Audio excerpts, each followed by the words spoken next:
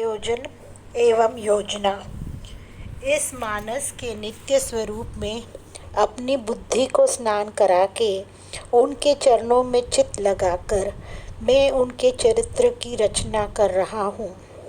सर्वप्रथम मैं उनके अवतार का कारण बताऊंगा और इसके लिए नित्य श्री गोलोक धाम में घटित प्रसंग को सुनाऊंगा, जिन्होंने बिना कारण कृपा करने का मन में विचार किया और बरबस अधमों के उद्धार करने का निश्चय किया और फिर सरस लीला रस का प्रसार करने के लिए उन्होंने अगणित कारण उत्पन्न किए, जिन्होंने अनादिकाल से प्रिय गोलोक धाम को प्रकट कर रखा है।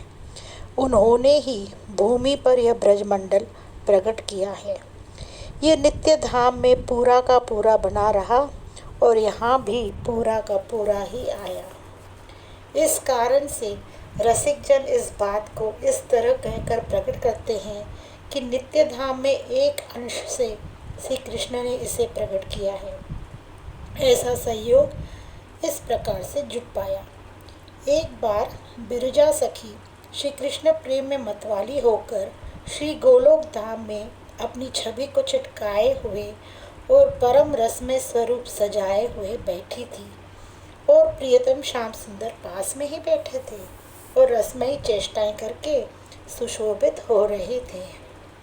इसी समय श्री राधा जी प्रियतम श्याम सुंदर से मिलने उनके पास आई, किंतु बिरजा सखी के साथ उन्हें बैठा हुआ देखकर मन ही मन बड़ी उदास हो गई। प्रिया जी को आया देखकर बिरजा भी लज्जित हो गई और उसने वहां नदी का स्वरूप प्राप्त कर लिया।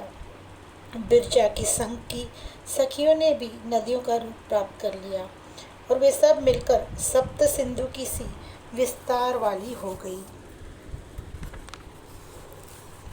श्री राधा रानी को क्रोध आ गया और उनका अंग अंग कांपने लगा और वे अपमानित समझने लगी। अस्तु वे अपनी सखियों के साथ वापस जाने लग गई। तब श्री दामा ने उनको जाने से रोक दिया।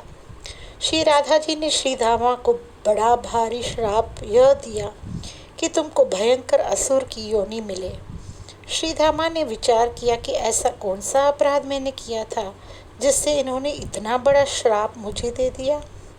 मुझे अपने दोष नहीं समझ में आया और कहा कि बिना कारण तुमने हमारे ऊपर क्रोध किया और मेरे ऊपर वृथा ही दोष मढ़ दिया।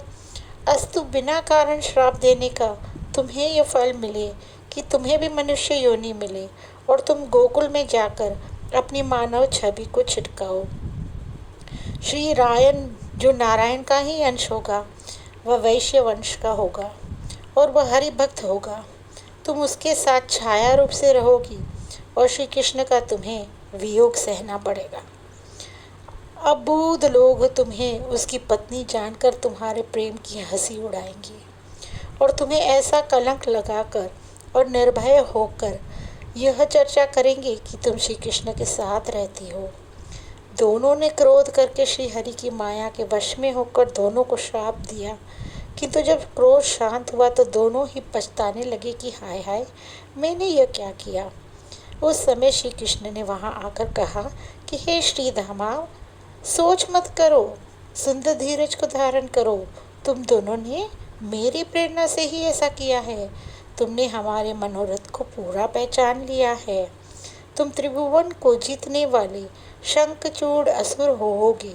वहाँ तुम समस्त असुरों के नेता होगे। तुम्हें शंकर जी त्रिशूल से मारकर श्री राधा जी के श्राप से मुक्त कर देंगे। फिर उन्होंने श्री राधा जी को प्रेम के साथ हृदय से लगाकर समझाया और कहा कि 12 कल्प में मैं पृथ्वी का भार उतारने जाऊंगा। तुम वहाँ मानवी बनकर मेरा मन मोहित करोगी और मैं मानव बनकर वहाँ रहूँगा। मैं पवित्र भूम वृंदावन में जाऊँगा और तुम्हारे साथ विहार करके रसपान करूँगा। तुम वृषभानु राजा की रूपवती कन्या बनकर शीघ्र ही शाप से मुक्त हो जाओगी। यह श्री कृष्ण अवतार का एक कारण है। अमित कारणों का कौन वर्णन करके पार पा सकता है।